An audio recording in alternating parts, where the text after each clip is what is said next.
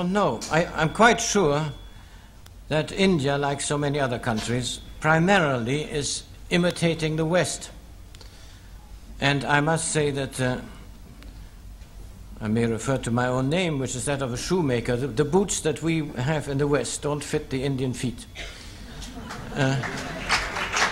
So now it takes a lot of courage and a lot of tough thinking to develop something of one's own. The seductive effect of Western technology, particularly the big technology, is extremely great. But it does seem to me that gradually it dawns upon people in India, even government officials in India, that they must find another way. And of course, not very far from India is an Asian country that has, in a sense, solved the problems of poverty, anyway, of misery. That is Red China. And that is such a great challenge that also India is gradually, it seems to me, learning from this example. Right there. From an international perspective, what role do you think the United States has in appropriate technology? The question addressed to who? You go ahead. Oh, I was just going to hand it on to somebody else. What role the United States has in appropriate technology for the third world, is that right? For the whole world. Well, let's think of the third world.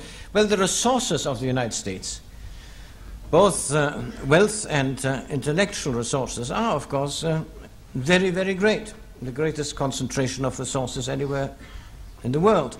So that if the United States really wade in and do the work, this work will proceed very much more quickly than when they don't. But all depends on whether the United States people will maintain the very consciousness that we've heard about this morning, namely that what fits in the United States, what may be appropriate in the United States, certainly what has been appropriate in the United States in the past, is most unlikely to be appropriate in other countries in the future. So if we can free our minds like that and, as it were, develop an appropriate technology to new measurements, then the United States could play a marvelous part in it. Now, it's very interesting that in the United States there is this consciousness that the appropriate technology for dealing with the problem of poverty doesn't exist and has to be created, or if not created, at least assembled and systematized. Hence the setting up of the National Center for Appropriate Technology.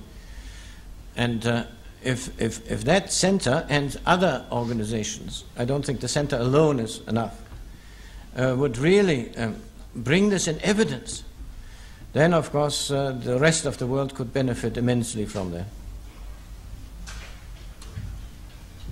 Al?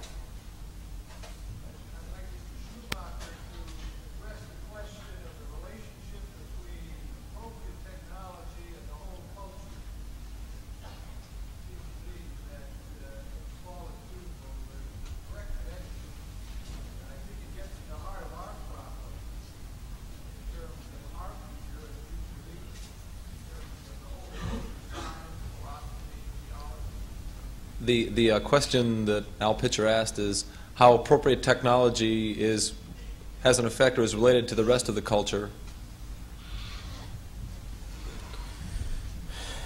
Well, appropriate, of course, is a neutral word. Nobody ever says he's in favor of inappropriate technology. So it's a very safe word, too. It raises the question of the influence of technology on the whole situation. Is it appropriate to what we really want to do? Now, my own view is that one of the most important things in our culture is a modicum of democratic freedom. Now, is our gigantic and immensely expensive technology relevant to or conducive to democratic freedom? The answer is no. It is not. It is conducive to the development of great concentrations of economic power, and the kind of predictions that have been made that in the year 2000 some 50 multinational companies will be doing 90% of the economic work of the world. Well, that is not very democratic. So from this point of view, we do not currently have an appropriate technology for maintenance of democratic freedoms. Now we can choose many other cultural criteria that we are fond of, and in most of them I would say that the technology has moved away from it like a tangent away from a circle. And so once we become conscious of this, I'm sure we can do something about it. Could I get one question from way in the back? Right there? This is the last question.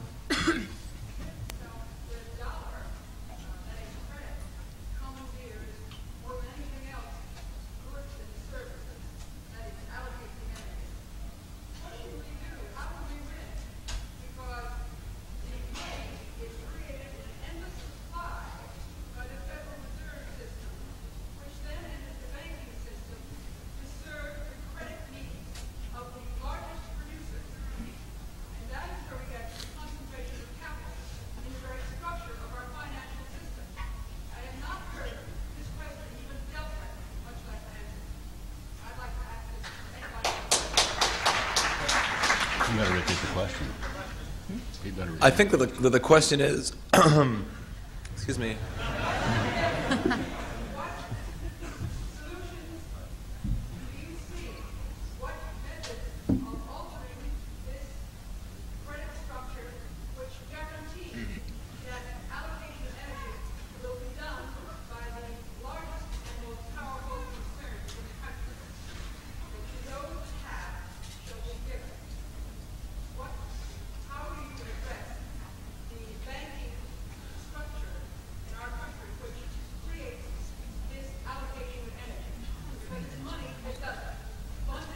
I think, is that enough of a question now?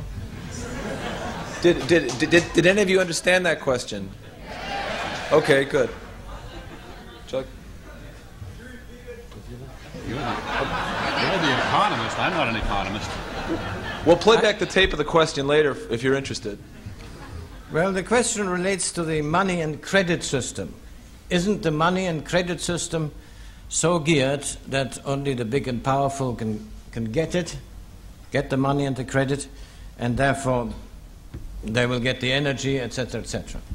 Yes, there is a great deal of truth in it, but I would still advise not to spend too much time on that level, because everything to do with money is the reflection of something much more vital. This is due to the fact that we've allowed technology to develop so that that it's made some people extremely powerful. Then they'll command the monetary resources. There's no doubt about it. In other words, it is not a matter that can be solved by monetary tinkering. It can only be solved by creating new possibilities of living for ordinary people. If these possibilities are created, then we have done everything that needs doing and everything that can be done.